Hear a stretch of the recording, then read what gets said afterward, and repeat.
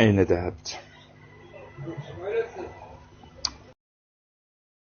شتي واخا صيفطتي لي رسالة في الخاص سبيتيني كنت غنطلعك، ما عنديش مشكلة صاحبي، باش تعرف الديمقراطية. خاص صيفطتي لي ميساج في الخاص وسبيتيني كاينش مشكل.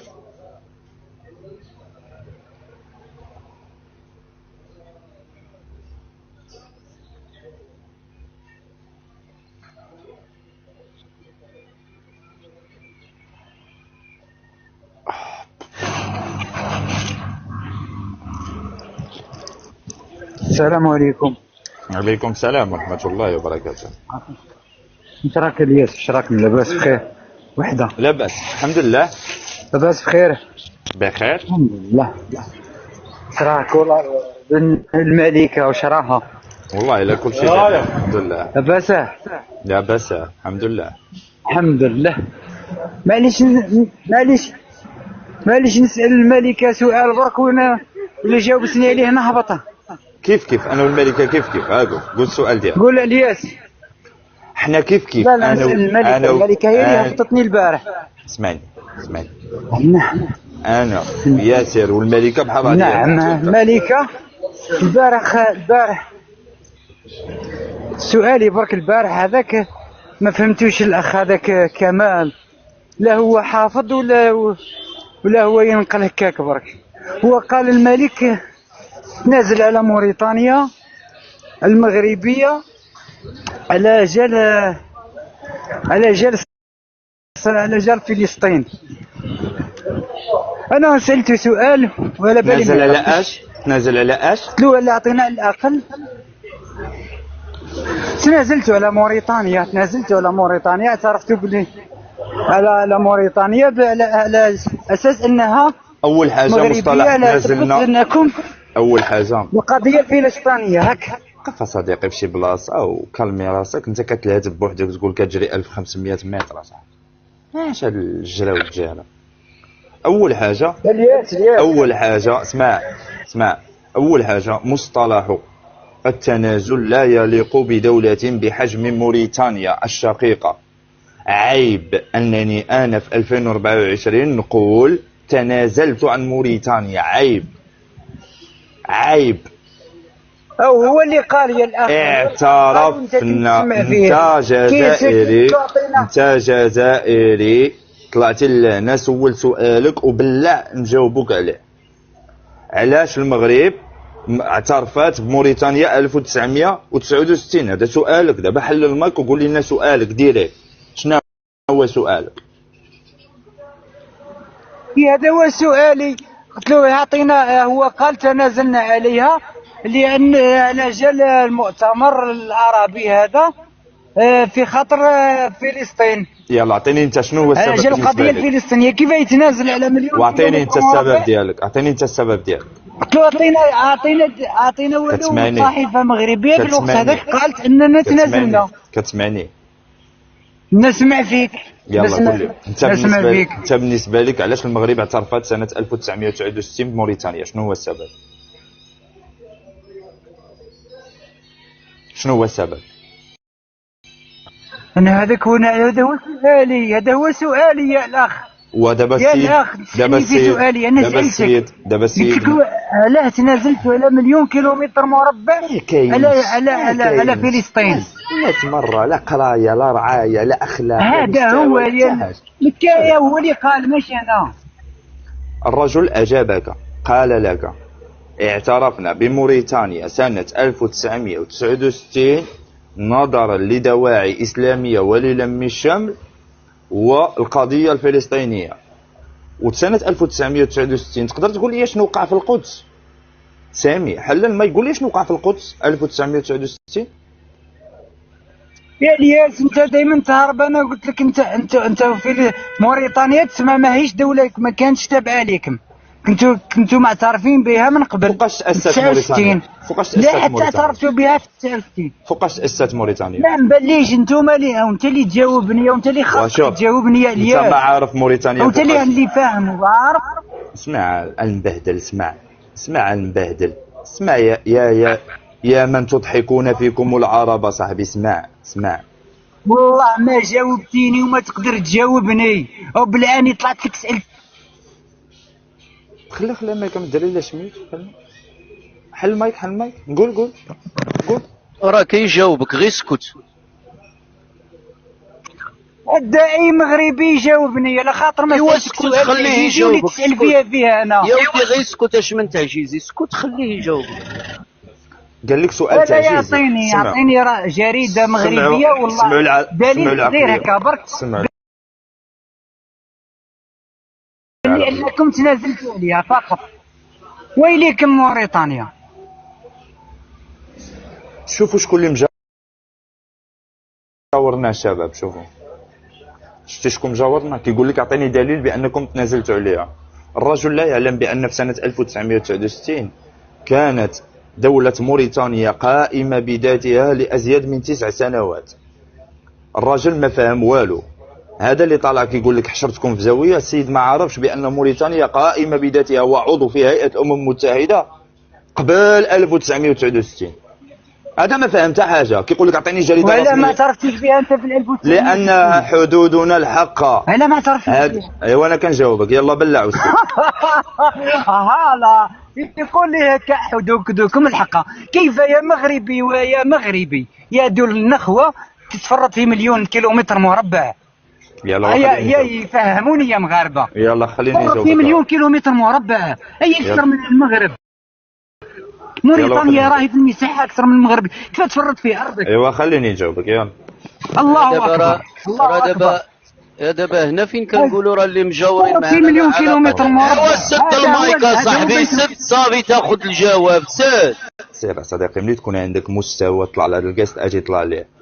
انت صديقي ضعيف علاش راه كتبهدل راسك. واش فرطنا غير في موريتانيا؟ راه المصيبه فرطنا حتى فيكم نتوما. راه كون بقينا شادينكم ما غنلقاوكمش هكا. راه فرطنا فيكم في الحقيقه. انا نجاوبك على موريتانيا نبردع من التحت.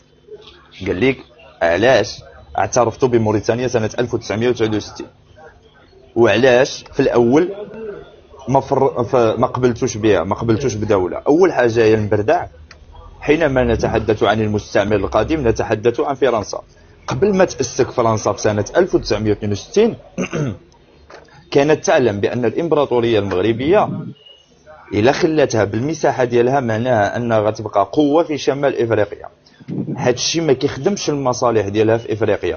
علاش؟ لأنها كانت تنوي وتنتوي أن تبقى مستعمرة استعمار إداري إلى الجزائر، ولا تريد أي منافس في المنطقة قد ينافسها اقتصاديا أو يهدد مصالحها. على داك الشيء أرادت تكوين دول خاضعة لها أو تجزيء الدول من أجل خدمة أجندتها أو مصالحها. على داك الشيء مشات واقتطعت موريتانيا وأسست فيها واحد الدولة. المملكة المغربية لم تقبل ذلك. علاش؟ لأنها أراضيها. هادشي بدا في 1960. خروج فرنسا من شمال افريقيا من عندك انت في 1962. في 1962 خضنا حرب سنه 1963. ففي هذه الوقيته هذه نحن نتحدث عن صراعات ماشي من جهه وماشي من جوج. نحن نتحدث عن صراعات تحاوط المملكه المغربيه من كل حدب وصوب. يعني كنتكلموا على مؤامره في الشرق من طرف نظام تم توريثه من طرف الجزائر نهب الصحراء الشرقيه. نتحدث عن موريتانيا أراضي مقتطعة من طرف فرنسا وداروا نظام تما. وكنتكلموا على إسبانيا اللي ما زالت في الصحراء الغربية. فالمسافة اللي ممكن أن نحن نقطعوها من المغرب إلى الصحراء إلى موريتانيا كان هناك فيصل فيما بيننا. شنو كيتسمى هذا؟ هو إسبانيا، لأن المستعمر كان ما زال هناك. في خضم هذه الأحداث هذه كاملة وقع واحد الحدث. ما كنقول لكم صاحبي انا والله ما كنحاسبكش انت، انا كنحاسب وزير التربيه والتعليم ديالك، لان انت ضحيه. والله ضحيه. انا كنشوفك من هنا ضحيه. في سنه 1969 حدثت واحد الحاجه كبيره جدا، ماشي في الوطن العربي وانما في الوطن الاسلامي عموما، وهو حرق المسجد الاقصى.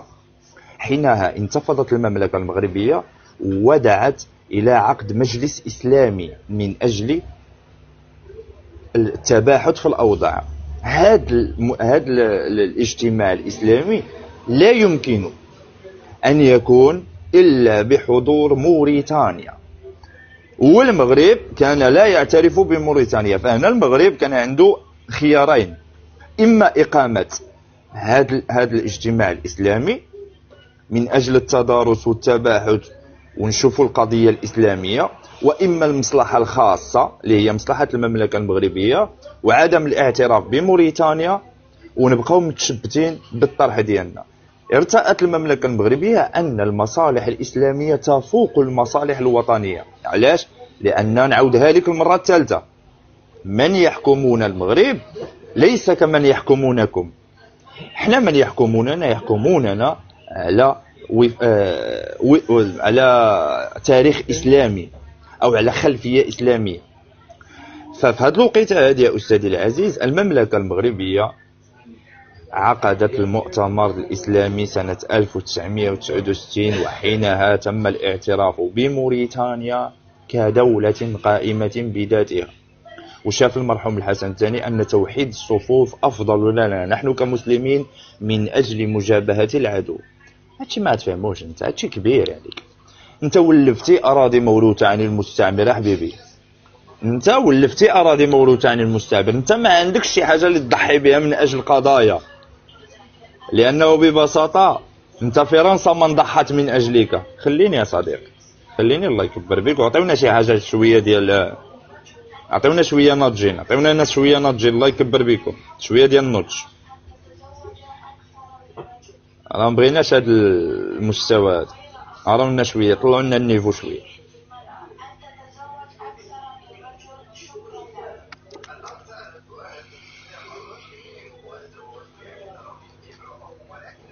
السلام عليكم. عليكم السلام. كي دايرين؟ كلشي بخير؟ الحمد لله وشكر لله. لاباس عليك؟ الملكة مرحبا بك. مرحبا بك. الله يسلمك اخويا، الله يسلمك ويطول عمرك. قبيله غير هذاك السيد اللي طلعته الشياضمي كيقول واحد الكلمه اللي شويه كتستفز، اللي كيقول لك الشعب الصحراوي الا بغينا ناخذوها بواحد المنظور ديال القانون الدولي، كاين واحد التعريف ديال الشعوب الاصليه لي بيبل اوتوكتون، واللي جات في واحد العهده اللي كتسمى البيداسك، العهد الدولي للحقوق الاجتماعيه الثقافيه والاجتماعيه وشي حاجه بحال هكاك. وكيعرف الشعب بواحد الطريقه اللي هي 3 ديال المبادئ: خاص تكون واحد اللغه، واحد المساحه جغرافيه، وواحد الثقافه. الا افترضنا ان هذا الشعب كاين، الا افترضنا صافي ان هذا الشعب خاصو يكون في المساحه اللي كيكون فيها هذوك الناس، صافي كاع القبائل اللي كيكونوا هذاك الشعب. يعني الا غيديروا شي استفتاء ولا شي حاجه، خاص تكون على موريتانيا الشماليه اللي فيها العرب والقبائل الصحراويه، على الصحراء الشرقيه كامله حتى الحدود الليبيه، وعلى الطرف من واد الذهب. ما يمكنش تقول لي غير المغرب اللي غتاخذ منه طرف. وحاجه اخرى اللي المهم اللي ما كتفهمش بزاف، هو اش نقول لك، حنا في ارضنا، وإلا كان شي واحد صحيح وشايف راسو مجهد وقوي يتفضل مرحبا.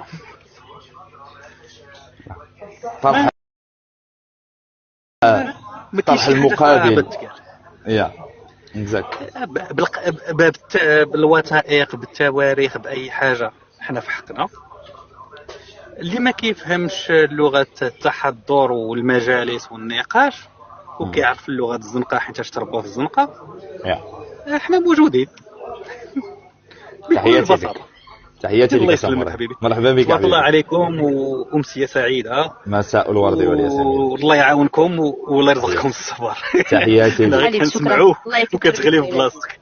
الله يسلمك لاله. الله يسلمك. نهاركم مبروك. تحياتي لك.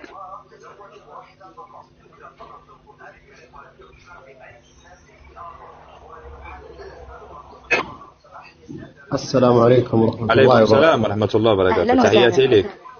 كيف حالك يا الياس؟ ياسر ملكة كيف حالكم؟ الحمد لله. الحمد لله. الياس والله الحمد لله. كيف حالك؟ الحمد لله بخير. يا حبيبي. الحمد لله. السلام عليكم. وعليكم السلام ورحمة الله وبركاته. أنا أطلب من أبناء الملوك وأحفاد الملوك المغاربة التكبيس، نرفع اللايف، لأنه أحد أسباب اللايف اللي فات أنكم ما كنتوا تكبسوا.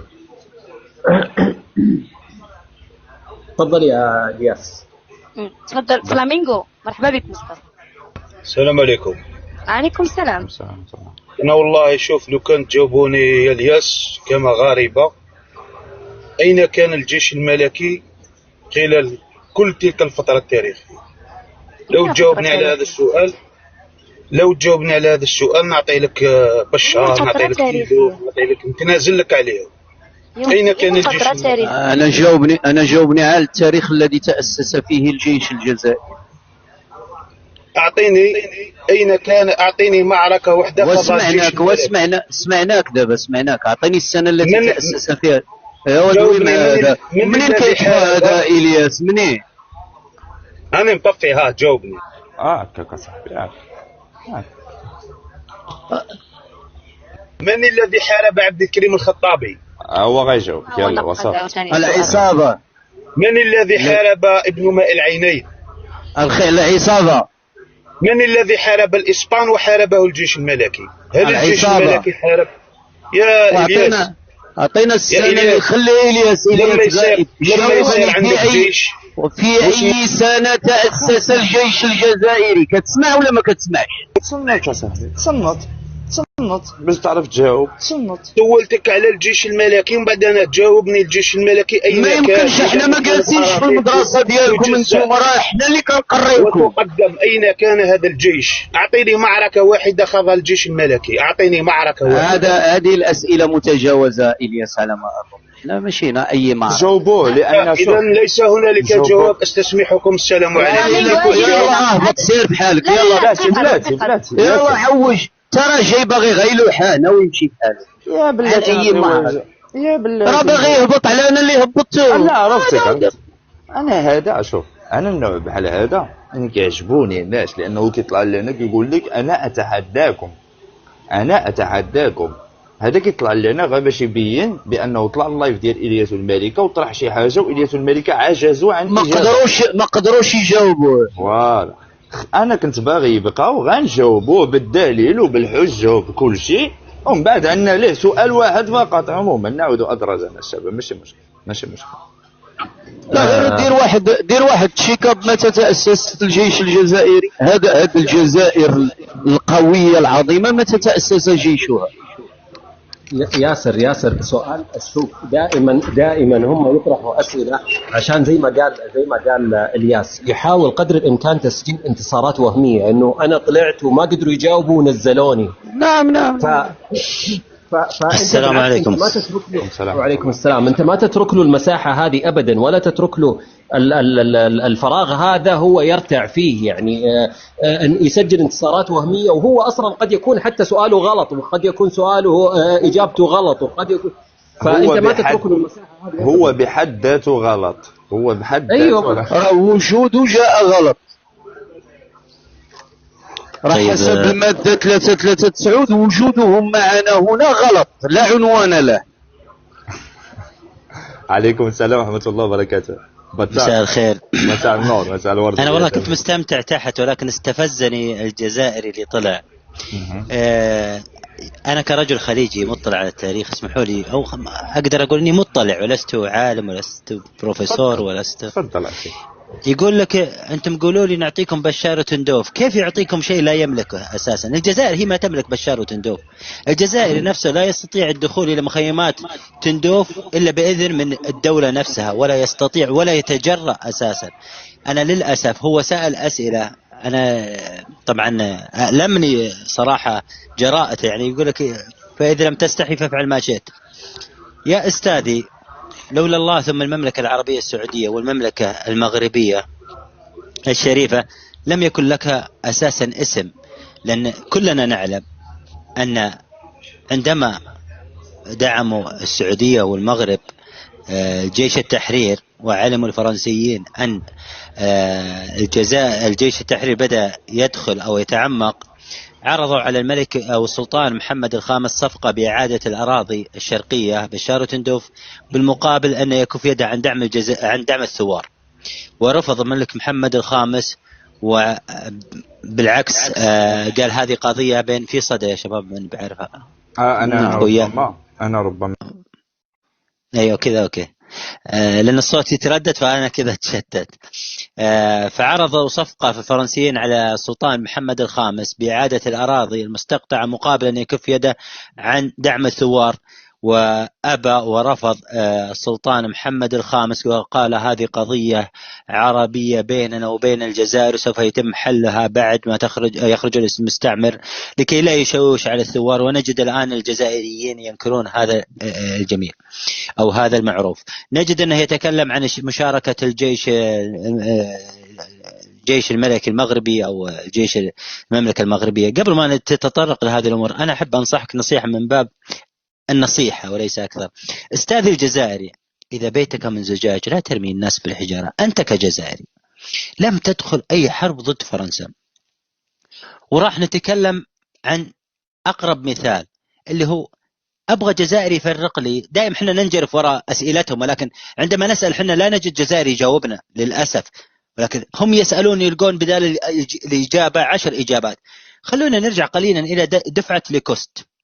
دفعة ليكوست هم من قتلوا أبناء جلدتكم وليس الفرنسيين وليس الثورة أنتم جالسون تكذبون الكذبة ويبيعون عليكم الوهم الإعلام الجزائري والإعلام الفرنسي. يا أخي أستاذي اقرأ عن دفعة ليكوست. هم الذين خانوا الثورة وغيروا مسارها من استقلال إلى بقاء الجزائريين إلى الآن تحت الاستعمار الفرنسي والأقدام الفرنسية، وهذا من شاهده إلى اللحظة هذه. هم من قادوا الجيش وسيطروا على الأجهزة الأمنية وسيطروا على زمام الأمور إلى اللحظة هذه، وكانوا بقيادة عصابات يسمون عصابات وجدة. هم من قتلوا الثوار الأحرار لكي لا يكونوا عائقا لهم. لماذا تم شنق المجاهد البطل الحر؟ وأنا أعترف أن بطل حر مجاهد لأني أنا قرأت من كتب تاريخية وليس جيت هطرق. لماذا قتلت محمد شعباني؟ ألم يكن أصغر عقيد كان في جيش الثوار؟ أليس هو من رفض دخول العسكر المنحدرين من فرنسا؟ وتأتيني هنا تدعي الشرف. يا أخي أنت لو عندك شرف وعندك احترام أساسا ما جيت تتكلم عن التاريخ ولا جيت تتكلم عن السياسة ولا جيت تتكلم عن القوة العسكرية. مجرد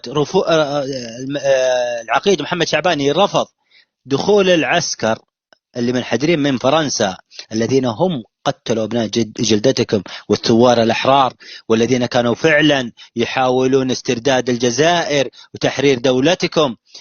يا أخي أنت اسأل نفسك سؤال، لماذا قتل محمد شعباني؟ بأي ذنب قتلت؟ لماذا سلم إلى ضابط فرنسي وتم قتله بطلقتين نارية وتم اتهامه بالخيانة العظمى؟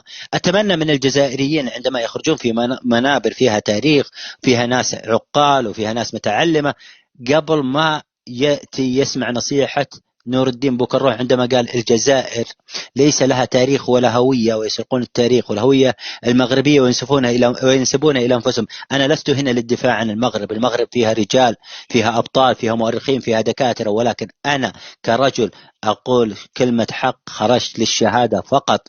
وأتمنى الجزائري عندما يوجه سؤال يرجع يسأل نفسه 20 سؤال لم نجد له إجابة إلى تاريخ اللحظة. لماذا قتلوا هذول الأبطال الأحرار؟ لماذا تم تولي زمام الأمور عندكم في الجزائر من عصابة تم انحدارها من فرنسا وكانوا خريجين أكاديمية عسكرية روسية؟ لماذا؟ خالد نزار، سليمان عثمان ملقب هوفمان، بالعربي، يا أخي أسامي كثيرة نتعب حنا نعدها. لماذا تم إقالة مصطفى بروصيف عندما في عام 1956 من منصبه عندما رفض استخدام الأجواء الجزائرية لضرب ليبيا؟ يا أخي في أسئلة كثيرة.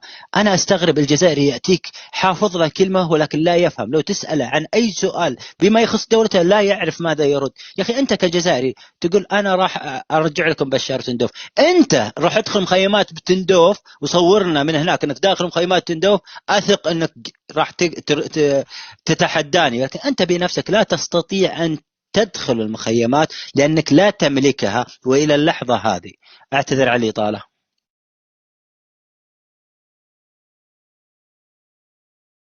حط ميوت يا الياس.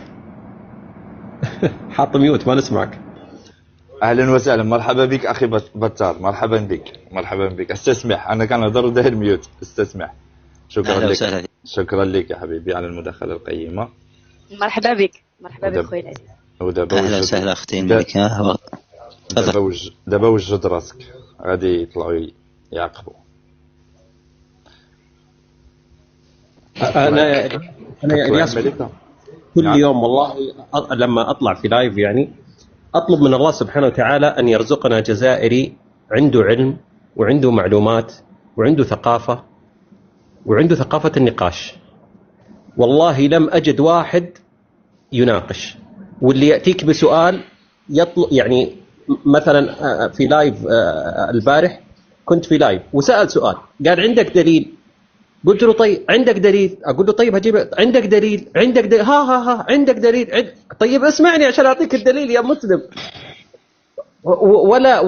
ولا يتركك تتكلم، ولا يترك ولا يسمح ان انت تناقشه، ولا عنده معلومات. للاسف والله العظيم انه من اضل الشعوب في المعلومات اللي رايتهم في حياتي للاسف. تفضل يا الياس. مرحبا بك مصطفى. فلامينغو. يمكن حق الرد الياس. فلامينغو. شوف، عندما يتكلم سعودي يعيش في مملكة فلامينغو الوسطى. فلامينغو يعرف شيء اسمه صندوق الانتقال. فلامينغو يعرف بأن الجزائر فلامينغو وفي السلام عليكم. فين كابرين؟ فين مربيين؟ تعقيب. السلام عليكم. الملك. السلام عليكم. حق التعقيب. وعليكم السلام. برافو عليك. بالحق لأن قبل خصومة مع طريقة اخويا يا ربي راسك يا هبط تتربى وطلع اخويا، ما يمكنش، هذا ماشي حوار. ماشي مربية، ما تستعمليش هذا. انا ما عنديش مشكل، انا ماشي مربيه، ما عنديش مشكل، انت كون القدوه ديالي. استغفر الله العظيم واتوب اليه. استغفر الله. أنا لا أعلم يا أستاذ الياس وأختي ملكة وأستاذ ياسر ومصطفى إيش الصبر اللي عندكم وأنا تحت. والله العظيم عندما يخرج واحد يمرر مغالطات. السلام عليكم. عليكم السلام. يمرر مغالطات. نتمنى احنا نتكلم بحوار مؤدب بتاريخ، ومن يصحح لنا المعلومة له احترامنا، وله مني اعتذار عندما يأتي بمصدر رسمي المعلومات اللي عندي غلط. يا أخي أنا لست عالم غيب، هذا اختصاص رب العالمين. أنا مجرد مطلع قارئ من مصادر جزائرية وليست مصادر أخرى. فعندما الواحد يخرج يقول لي لا يا بتار أنت على غلط، المعلومة 1 2 3، لو سمحت عدل المعلومة عندك، لكم كل احترام أي كان. أتعلم من الصغير قبل الكبير، ولست من شواكر الكرة الأرضية وشعب الله المختار. لا، أنا إنسان بسيط. فأتمنى اللي عنده معلومة يعدلها لي بكل احترام بدون إسقاطات، لأنك لو أسقطت أساسا أنا راح أتجرأ أرد عليك بأشياء ما هو بإسقاطات ولا قلل من شأنك ولا أمرر مغالطات. برد عليك بمصادر. أنت عندك مصدر، تفضل رد علي بمصدر. حط رقا وشعارات اللي تعودناها في موضوع التيك توك هذا تعبنا منها. احنا نطلع ونتكلم مصادر لا أكثر ولا أقل. واخ بلال. وي مالك صافا؟ لاباس لاباس اختي الحمد لله الله يهنيك. لاباس الياس؟ يزيد فضلك. الحمد لله الحمد لله. اول شيء يعني فقط تعقيب برك على الاخ بتار. يعني نتمنى انه يعني تفهم انه القضيه يعني خاطئتك خويا العزيز. يعني ماني فاهم يعني وش الدخل يعني تاعك في هذه القضيه، يعني بدون تجريح وبلا ما تديها يعني كتشخيص. لا علينا. ممتاز. لك احترامي شكرا. قبل كل شيء لا، أنا عندما أجد أن دولة مثل الجزائر تسقط على دول الخليج بالإساءة، تسقط على المملكة المغربية بالإساءة، تسقط على السعودية بالإساءة ولا كذب، وجب علي الرد بالحقائق فقط. أنا كرجل مدافع لست مهاجم. أنا لا أنكر أن يوجد في الجزائر أحرار ولكن للأسف قلة. لا أنكر أن يوجد في الجزائر شرفاء ولكن للأسف بعيدين عن زمام الأمور. ولا أعمم. أرجع أقول في بث أخوي الياس وأختي ملكة، أنا لا أعمم، أنا أتكلم تخصيص لناس معينة للأسف مؤدلجين على جهة معينة، مغيبين، بدال ما ينشغلوا في دولتهم، بدال ما ينشغلوا في الأشياء الداخلية، بدال ما يعدلوا في تصحيح وضعهم الداخلي، جالسين يفتحون بثوث ويفتحون إعلامهم الرسمي على الدول العربية. يا أخي أنا ما عندي مشكلة مع الجزائر إلا عندما يرفع صورة خادم الحرمين الشريفين سيدي ومولاي الملك سلمان في أحد الملاعب بصورة مسيئة أو عبارة مسيئة، عندما أجد إعلامي يخرج في قناة جزائرية ويسقط على المملكة العربية السعودية، عندما أجد الويزة حنون تخرج في التلفزيون وما راح أغلط احترام لصاحب البث، وفخامة الرئيس عبد المجيد تبون لا يستطيع حتى محاسبتها، لأن هذه ليست حرية رأي، هذه اسمها التطاول على سيادة الدولة. وأجد أنه لا يوجد رد. عندما أجد البثوث تسقط على المملكة العربية السعودية بالأكاذيب، أنا كرجل سعودي أمثل نفسي من حقي الرد بالحقائق. وبالعكس أنا أحترم إذا أنا مررت مغالطة واحدة من حقك تصححها لي، ولك مني اعتذار وأسحب المعلومة. تفضل. لا والله مشكور يعني أخي بتار على الأسلوب ديالك. فقط أنه يعني كيشت لايف أنا مغربي، ما قلتلكش أنا يعني ما تريكلاميش على حقك ولا على الدولة ديالك. أنا ما شفت بثوث حقيقة جزائرية يعني تتكلم على السعودية أو على الخليج، والله أعلم، مانيش نكذب فيك يعني. على بالي بلي كاين ناس تفتح بثوث وتتكلم، فقط لأنه لقيت البث مغربي وأنا نعرف إلياس والملكة أنهم مغربيان، يعني وليت نشوف خليجيين يطلعوا يعني يطعنوا يضربوا في الجزائر في لايف يعني مغربي يتحدث عن الجزائر. يعني نشوف أنا أنه لو كان لايف سعودي أو خليجي أو إماراتي أو يعني من الدولة ديالك، أنا ما راح نقول لك هذا الكلام يعني. أنا نجاوبك أنا اختصر لك. أنا البارح شفتك في واحد اللايف وشفت الكومنت ديالك مغربي. لايف مغربي شفتو في اللايف مع 4:30 ديال الصباح. لايف جزائري وكي كومونتي لواحد العلامة جزائري ويقول له نصا وحرفا: امتى غنشوفوك. دير ميوت حبيبي، عندك الصوت كيتعاود، عندك مشكل في الصوت في اليوتيوب. فداك السيد قال ليه: انا كنوجد اليوتيوب ولكن باغي نوصل الرسالة للعرب للمشارقة، أريد أن أعطيهم شكون هي هاد المروك ونعطي الصورة ديالها الحقيقية. فالأخ بلال كيكتب ليه من التحت: نعتز بك ونفتخر بك. أكيد نفتخر بولد بلادي أكيد يعني. صنت ليا ولد بلادك جمع الطال ستروطار، ما يحضر له ولد بلادك قمنا به نحن كمغاربة، واللي عاوننا فيه هو النظام الجزائري جزاه الله كل الخير. يعني لا خليني نكمل لك. سولتي سؤال من حقنا نجاوبك حبيبي. تفضل. ما يريد القيام به ولد بلادك أول حاجة لا الطريقة ولا النموذج صحيح عنده. علاش؟ لأن المشرقي بتربيته لم يتربى على السب والقذف بتاتا البتة. يعني هاد بطار هذا اللي كتشوفوا نتا هنايا، إلا مشى لذاك اللايف وجلس فيه 5 دقائق أكيد غادي يتبوع القلب ديالو غيطلع، لأنه لا يقبل الرديء ولا يقبل أن يجلس في وسط رديء. حنا نناقش الفكر بالفكر، نحن لا نضرب في الأعراض، نحن لا نسب المرأة الجزائرية، نحن لا نتعرض للرموز الجزائرية. يعني الفكر ديالنا والفكر ديال المشارقة والعرب هو فكر واحد. يعني أبلال شتي انت ودوك اللي كانوا مجموعين معك تما والقائد الهمام ديالكم جيم اوفر، تفرجتوا. بطار نقدر نداوب خويا. بطار ومن على شاكلة بطار من المشرق يعلمون بمن حشرنا الله في الجوار. جيتوا معطلين حبيبي، سبقناكم، ما عندكم ما دير. تفضل بلال. يزيد فضلك. برافو عليك حبيبي، يعني كابتي ما شاء الله عليك. بلادي انا ولد بلادي نعتز به مهما كانت صيفته. يعني بلال صوت هي مالك ما ناوي يلحقني الصوت بتخرخيش، الله يعلم علاش، ما على باليش. هكذا كاين صوت. ملاح داكور. يعني هاد البروجي اللي راك حاب اللي درتو انت يعني في مخك انك يعني سوقت الصوره تاع الجزائر كيما راك حاب انت يعني وكيما راهم حابين المغاربه. انا نقول لك اخي العزيز الصوره الحقيقيه. انتظر يعني واش من صوره حقيقيه اذا تكلمنا يعني على الحليب. الصوره الحقيقيه ليس الحليب ولا شيء، انا اتحدث عن صهاينه شمال افريقيا. بالحجه وبالدليل اثبتت للمشارقه وللعالم الاسلامي ان من يجاورنا في شمال افريقيا هم صهاينه بنوع.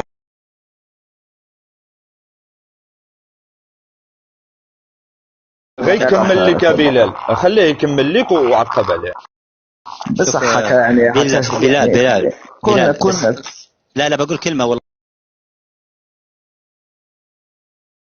ويعلم الله ان لي تفضل اخي ولا تزيف، ولكن بس معليش استاذي، اي رجل اي دوله اي شخص يضع يده في يد من سب ام المؤمنين والصحابه مثل ايران ويجيش ويدرب عصابة ضد أي دولة شريفة، أنا كرجل شريف من حقي أن أدافع المملكة المغربية. أنا لا أدافع عنها وأعترف الآن أمام المنبر هذا أنا لا أدافع. لماذا لا أدافع؟ ليش يا بتار ما أدافع؟ يا أخي أنا أعتبر نقطة في بحر الياس وبحر ملكة وبحر ياسر، أنا أعتبر شيء بسيط أمام الأبطال التاريخيين ذولي.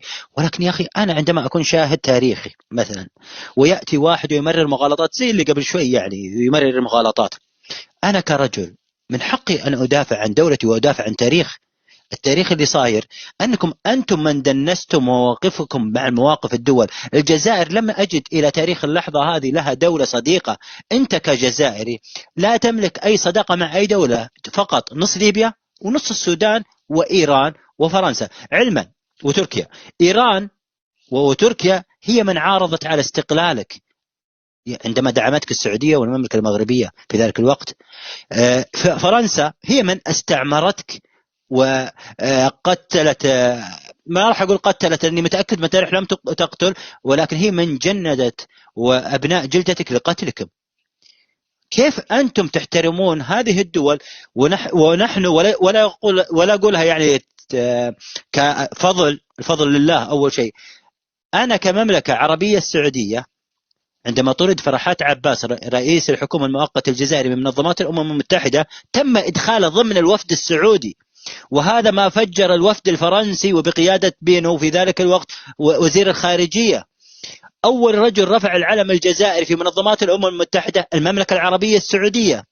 أول مقولة للملك سعود غفر الله له، أنتم لستم جزائريين أكثر مني وفرنسا. وانتهى الحوار بين المملكة العربية السعودية وفرنسا. ما دخلنا، مجرد دعم القضية. عندما يخرج السلطان محمد الخامس في 57 ويطالب بتحرير الجزائر على المنبر باللغة العربية، وهو أول من خرج باللغة العربية ويتكلم في ذلك الوقت. عندما يخرج محمد الخامس إلى مدينة وجدة ويتحدى الفرنسيين عندما حذروه بدعم الثوار، ويخرج إلى مدينة وجدة الحدودية ويلقي خطبة علنية إنه مع الثورة الجزائرية مع القضية الجزائرية، تحدي إلى الفرنسيين. يا أخي نحن بعد الله طبعا من ساعدكم. الآن أنتم بدال ما تسقطون على الدول التي حاربتكم والتي دعمت ضدكم والتي زعزعت أمنكم، أنتم تحاربون الدول التي ساعدتكم وأوجدتكم. هل تتوقع أنا كرجل سعودي عندما أجد من يحاربني في اللحظة هذه هو من كنت أحاربه أيام الستينات، هل تعتقد أني أثق أن هذا جزائري؟ لا، أنا أتأكد أنه من سلالة عسكرية تابعة إلى فرنسا، وعندما حاولنا غلب أجداده وأباءه في ذلك التاريخ هو الآن يحاربني إلى تاريخ اللحظة هذه. للأسف من تاريخ 1962 إلى تاريخ اللحظة هذه لم يوجد رجل في الحكومة العسكرية إلا بضياف وتم اغتياله، وأنا أتكلم بعقلانية وبشيء مصادر رسمية. لم يوجد إلا محمد أبو ضياف رئيس دولتكم وتم اغتياله، لأنه كان سوف يحارب الفكر الفرنسي وسوف يحارب وسوف يقف مع الدول الشريفة التي تم دعمها. ولكلنا نعرف ماذا كان توجه محمد بوضياف. إذا أنت جزائري مطلع راح تعرف إيش كان توجه محمد بوضياف. راح نعرف أنه كان يعترف أن الصحراء مغربية، وراح يحل المشكلة مع المغرب، وراح يعدل سياساته في الشرق الأوسط، وراح يرتمي في الحضن العربي الإسلامي. ولكن فرنسا لا تريد هذا الكلام، فهذا سبب اغتياله. فما ابغى اطيل. تفضل. دقيقة بتر الله يخليك. بلال حل المايك. شوف أنا بغيتك تعقب، ولكن بغيتك تبدا بواحد الجواب بواحد السؤال وعقب. انا نعطيك 5 دقائق هضر فيها بوحدك ما عنديش مشكل. قول لي انت كجزائري كيف ترى دولة الامارات؟ تفضل يا حبيبي جاوبني، وفي نفس الوقت كمل التعقيب ديالك. تفضل يا حبيبي. انت يعني سقسيتني على رأيي الشخصي. انا يعني ارى دولة الامارات يعني بعيدة عليها كل بعد، هي دولة عربية مسلمة وفقط، صدقني يعني هذا كلام يعني انت سقسيت على بلال رأيه وما سقسيتش يعني على بلدي ولا على. شكرا لانك طعنت في النظام الجزائري الذي لا معك في هذا. شكرا لك. شكرا. الله يخليك يا اخي العزيز، الله يخليك. انا دابا احترمك. أنا دابا قلت كلمة حق في نظامك. شكرا جزيلا لك. تابع أخي العزيز. شوف أخوي العزيز، يعني ما تدخلنيش أنا أقول خذ ضربات، لأنك أنت تعرفني إلياس أنه يعني أنا مانيش متقمق يعني في السياسة ولا متقمق في هذه الأمور. يعني أنا يا أخي هذه ماشي سياسة، هذه ما هي وجهة نظرك في النظام الإماراتي. قلت لي بأنه نظام مسلم يعبر عن الإسلام والعروبة وهذا قلت لك جميل جدا. انت ضد النظام ديالك في هذه النقطه هذه. انا شيء جميل هذا. انا بغيت العالم يعرف بان الشعب الجزائري ضد نظامه. قد غير الصوت بلال، قد غير الصوت. هكا كاين صوت. لا شوف إلياس، أنا ما رانيش يعني عبد لنظامي يعني باش تستنى أني نكون يعني داكور مع نظامي في أي حاجة يطرحها. يعني أنا لي رأيي الشخصي يعني، وفقط إذا حبيت نتكلم على حاجة يعني ما تعجبنيش في نظامي فقط عندي نقدر نتكلمها يعني مع أصدقائي ولا. أنا لا يهمني نكمل لك إلياس باش تفهم الفكرة. تفهم أنت. باش يفهموا الناس. أنا لا تهمني نظامك. أسمعني، أنا لا يهمني. أنت مررت كلمة يهمك نظام إلياس. لا أنا يهمني الرأي ديال بلال في هذه النقطة بالضبط ديال دولة الإمارات. بصح أنا أعطيتك رأيي، أنت طبعت النظام. يعني أنت سألتني كبلال جاوبتك كبلال، طبعت نظامي. أنا نظامي لأن نظامك يتحدث أنا داكشي اللي باغي نقول. اسمعني أنا داكشي فهمتك إلياس، فهمتك. لا ما فهمتنيش. خليني شوف. أنا كنقول باللي النظام الجزائري الشعب الجزائري اليوم لا يوافقه في مسألة صهيونة الأنظمة. فالنظام ديالك حينما يقول أن النظام الإماراتي صهيوني، أنا كنطمئن الشعب الإماراتي وكنقول لهم بأن النظام الجزائري لا يعبر عن كل الشعب الجزائري. هناك فئة قليلة من الشعب الجزائري تعلم بأن النظام الإماراتي هو نظام إسلامي مسلم كامل الأركان. تفضل يا حبيبي. اكيد انه نظام مسلم واسلامي فقط. يعني انا نولي للنقطه اللي تكلم عليها خونا بتار. شوف، اولا يعني هذا جواب لكليكما. يعني الياس قال انه النظام الجزائري يعني هو نظام صهيوني، يعني هكا قلت انه يعني بني صهيون شمال افريقيا يعني بهذه الطريقه. انا يعني وش نسال اخي بتار، انك انت حين تكلمت وقلت أنه الجزائر دارت يدها في يد الشيعة وفي يد كذا وفي يد كذا وأنا ضدها. يعني لو كنت ذا مصداقية يعني وحقيقة تتكلم يعني ريغلومونتير، كنت تقول أنه يعني تكون ضد النظام اللي حط يده في يد يعني بني صهيون اللي راهم يقتلوا في خاوتنا في فلسطين. يعني سواء النظام يعني المغربي. أنا نقول لك على أنت صهيونة الجزائر، أنا نقول لك أني مقبل برك كنت نشوف في فيديو يعني تاع مرأة مغربية تبكي على اخوها يعني مات في اسمه مات في اسرائيل، يعني هو يحارب في الفلسطينيين وقالت ايوه دقيقة والله ان تشوف مرأة مغربية ولدها مات في اسرائيل اهون من ان ترى ناس تموت بالعطش في الجزائر ومن يقتل. هذا في خيالك اخي. هذا اسكت خليني نهضر انت شتي. ما تعيطش عليا. شفنا اسمع وغير بشويه عليك انا اسمع ليش ميوت خويا خليني نجاوبك.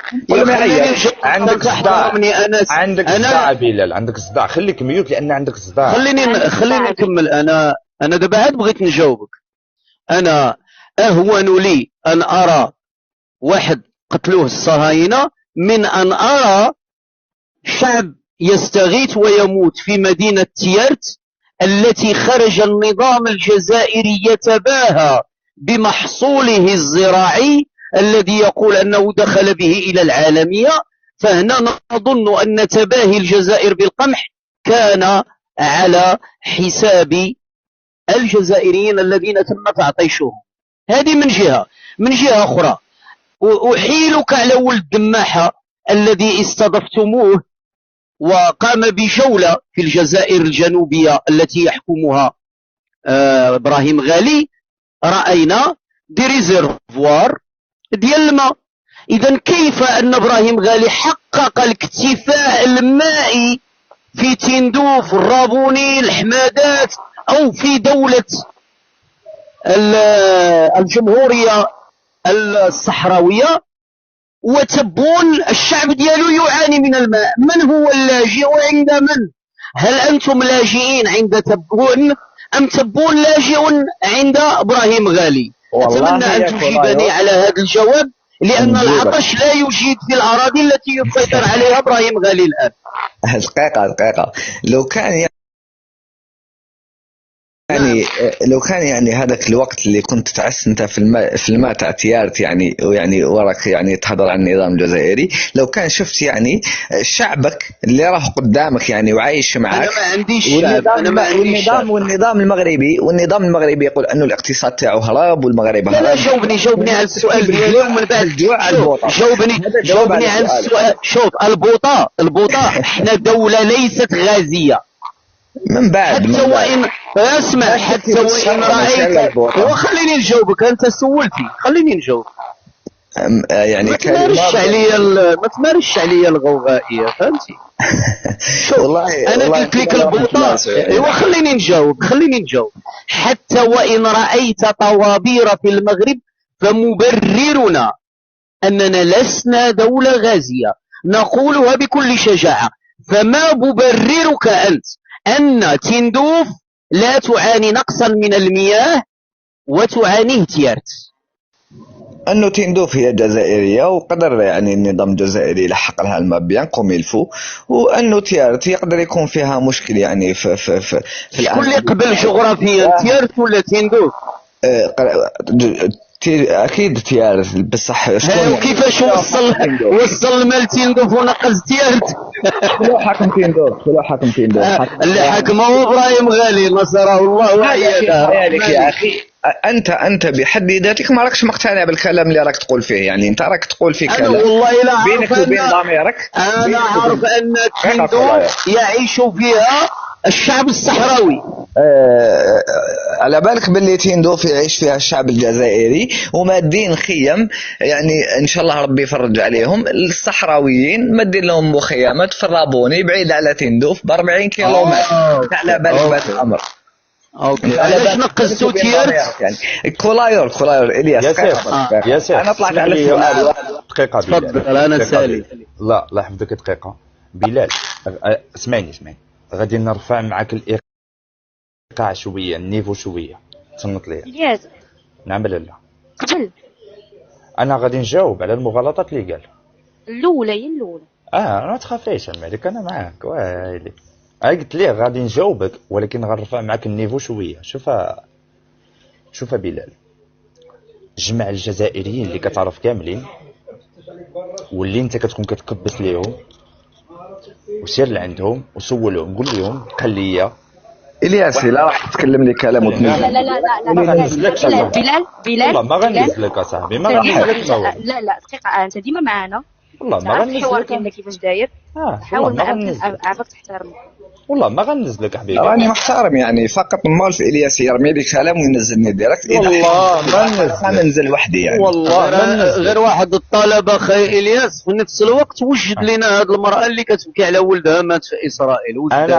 انا غادي نرفع معاه الايقاع شويه، غادي نشوف واش غادي يفهم ولا ما غاديش يفهم. شوف على بالك يعني يتحدثون. خليني انا غادي نجاوبك. تقزمني وتصغرني الياس يعني ما عنديش معلومات كثيره. والله ما نقزمك ما والو. شوف هاي دي والله ما تستعملش البوفوار اللي عندك عليا خويا بلال. خويا بلال الصوت عندك فيه مشاكل ومازال كتزيد. انا والله ما غادي لا نهبطك. ما يلحقني الصوت بلا مشاكل. لا مالك غير دير ميوت باش تسمع مليان. شوف والله ما نهبطك ما والو، تصنت لي. يتحدثون على أن المملكة المغربية أرسلت 4000 جندي إلى إسرائيل. والأخ بلال طلع معنا دابا قال لنا باللي شاف مرأة مغربية كتبكي على جندي مات في إسرائيل. بلال، انت والجزائريين كتعرفوا القانون الجديد اللي خرج واللي طبقوا نتنياهو في الجزائر اللي كيتسمى قانون تجنيد الحرايديم؟ عمرك سمعتيه؟ حل مايك بلال. عمري ما سمعت خويا. وأتحداك أنت وجميع الجزائريين. هي ماشي وقتها.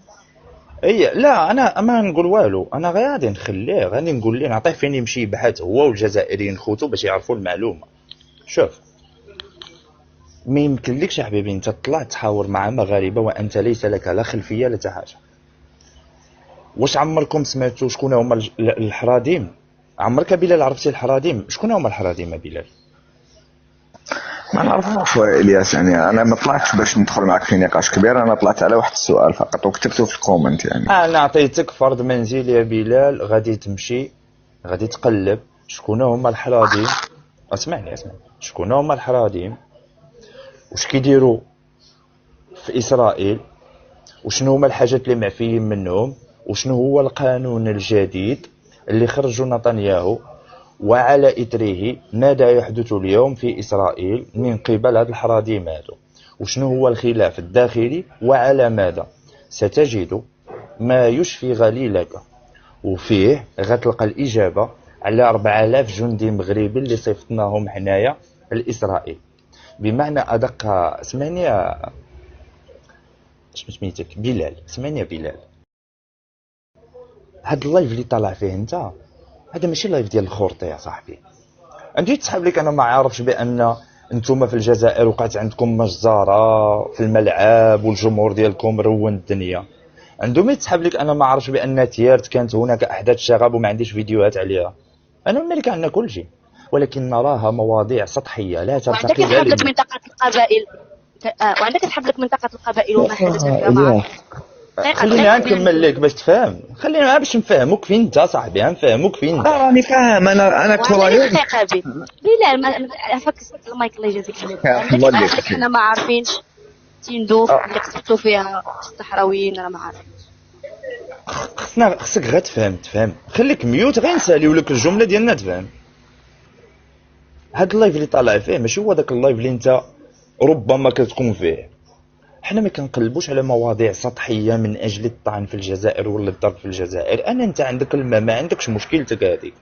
ان الجمهور ديال لو يسمع طلع معاه القالب ان المؤامره ديال النظام ديالو واستخدامه من اجل قضايا سياسيه عاد طلعت معاه تحب لك. انا ما عرفهاش، انا ما كتهمنيش، انا لو يسمع ما كيهمونيش بتاتا البتة.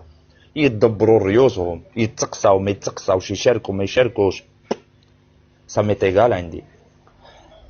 الطائرة اللي طلعت وقصفات الصحراويين اللي انتم كتقولوا أصحاب الأرض وأنكم مع الشعوب المستضعفة، أنا حبيبي هادشي كامل ما كيهمنيش، ولكن أنا كنآمن بأن البروباغندا خصنا نجاوبوا عليها، ما نخليوهاش تمرض.